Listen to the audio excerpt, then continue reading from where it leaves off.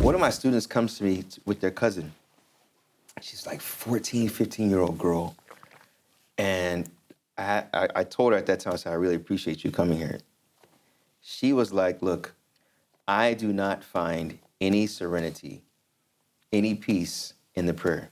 I find peace by smoking weed. I find peace by rolling one up, lighting up a spliff, a blunt, whatever it is. That's where I find my peace, right? That is definitely some type of addiction, which she mentioned she was addicted to it. And she was happily addicted to it. It wasn't like she was coming to me like, solve my problem. Right. No, she was more like, convince me. She was expressing, her happiness. It was more like, convince me that there's something wrong with this. I remember when I became Muslim, guys were like, look, the weed is from the earth, bro. Yeah. It's free. Oh, man, I've It's heard free. that so many times. Right? It's like, bro, it's nothing, it's from earth. What's wrong with it? What's wrong? Weed is from the earth. Khalas. When my brother said, let's salah one day, after he said, Assalamu alaikum wa rahmatullah, he lit it up. So he lit it up and he passed it. After the prayer, immediately after? Immediately after. And I remember, I'll never forget, and this is not to praise me, but I was like, oh, should we be doing this, man? And then one of them was like, bro, it's from the earth, bro. Carly, you bugging. He was like, man, you bugging, man. Yeah, you know that what is, I'm saying? man, I'm telling you. You bugging, you're tripping out, That's you're the acting go-to. weird. Yeah. So, okay, video games, all this is a form of, secreting the dopamine, which brings a sense of pleasure. Yeah. And hopefully transferring that dopamine response to something more euphoric that deals with the Sharia of Allah, which Allah has legislated. But like weed, man, do you see that as prevalent with young men, and how do you counsel in that? What advice would you give in that regard? It's very prevalent.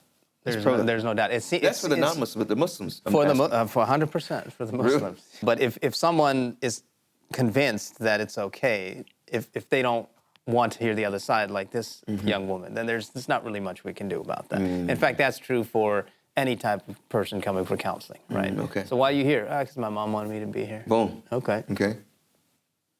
If you don't really want to make the changes, there's not really a whole lot we can do, right?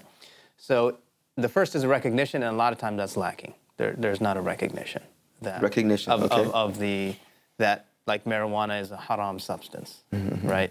So until that changes, it's very hard to take a step. Now, for those that are, it's going to be a process just like any other type of addiction.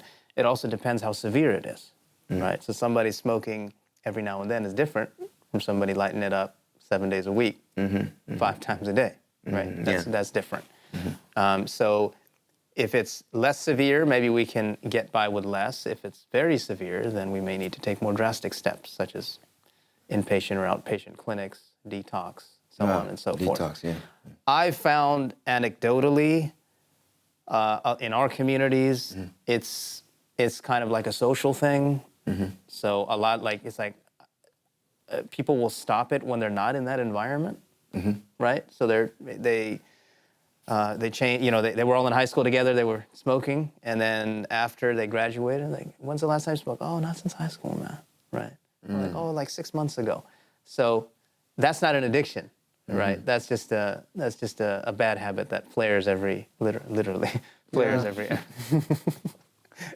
that lights up every now and then. Yeah. So it just kind of depends on the severity. But if they're not going to accept that this is not something they shouldn't be doing, then it's going to be hard, to just go anywhere. So what would you say? What would you say to the brothers that are convinced that it's not harmful? If Allah subhanahu wa ta'ala told us to do something, there's benefit. If he told us to stay away, there's not benefit. Yeah. Whether we recognize all that benefit or recognize all the harm, it doesn't matter. It's still, we still have to follow it. You can find anything you want out there about darn near anything, and you can justify anything. And people are doing that with core beliefs in Islam, right? And they can do that. Right. So I'm not here to argue with them on that. What we're saying is, ultimately, why are we refraining from this? Because Allah subhanahu wa ta'ala has given us boundaries and guidelines to live in, right? There's no end to justification. Well, if I protect myself, then I can have relations with anyone I want. And I can really protect right? There's no end to that. Right. So it just opens up a slippery slope. You go back and forth, and there's nothing. There's no end to it. No, it reminds me of the verse. And this verse is foundational. When Allah subhanahu wa ta'ala says, after يَسْأَلُونَكَ عَنِ الْخَمْرِ وَالْمَيْسِرِ. The people ask you about liquor and gambling. قُلْ فِيهِمَا إِثْمٌ كَبِيرٌ وَمَنَافِعُ لِلنَّاسِ. He said, tell them that in both of those things are a great sin and benefit. There is, yeah. وَإِثْمُهُمَا أَكْبَرُ مِنْ نَفْعِهِمَا. نَفْعِهِمَا. That's the. Yeah. He said, but the sin is much more than the benefit in those things. And who knows the benefit? Allah. That's what he said. We don't, if Allah subhanahu wa ta'ala has legislated it, that's what we say, Sami'na wa ata'na. It's we hear and we obey. It's not a condition for our worship to know the reason of the ruling. Right. Right? And that's the ultimate submission. And that is where I humbly feel that's the transitionary point from that young boy to being a man.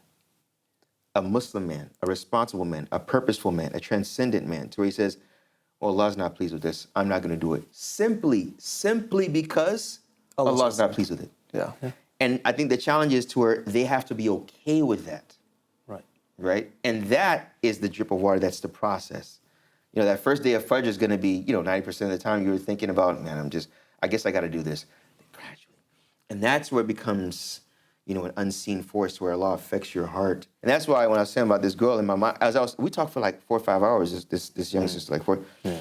Because I was saying in my mind, just like you said, it's not my job here to convince you, right? Yeah. You already seem convinced. And the attitude of you asking is like, you prove to me. Yeah. So I was like, la. We're not going to go on that road. If everybody stays in their lane, it won't be any, there won't be any accidents if everyone stays in their lane, right? So let's just make sure that, okay, are you coming to get advice and trying to find out, firstly, what's your connection with Allah? What do you think about Allah? Come to find out, there were some doubts in Allah in general before even this issue. Yeah, this is a byproduct. Sometimes guys got let a little stress off, man, and that may do it for them. You know what I'm saying? So, well, there's healthy outlets, and there's all kinds of ways to let off stress. Exactly. What are some of them? What are some of the healthy outlets, for example? What would be a good swap? Because for me personally, sports is a huge thing.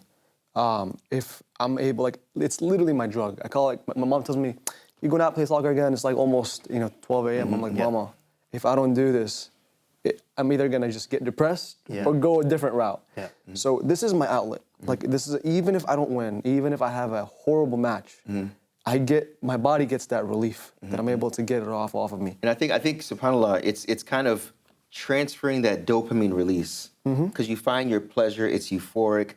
I mean, there's nothing like a buzzer beater moment. Yeah. You know what I'm saying? Where the time is winding down and you make that move or your teammate makes it, and then it's just the crowd's going wild internally and then externally as well. There's nothing like that.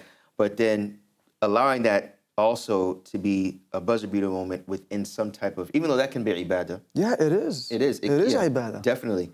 But to where when it's, okay, I have those alone moments as well, when I'm reading the Quran, or I'm praying, or I'm sitting with good companions that are talking about good things. Yeah. I think it's really that element of transferring that dopamine from smoking weed, from porn, which you're gonna talk about, from video games, to where they make that conscious choice to do these things that they know are better for them.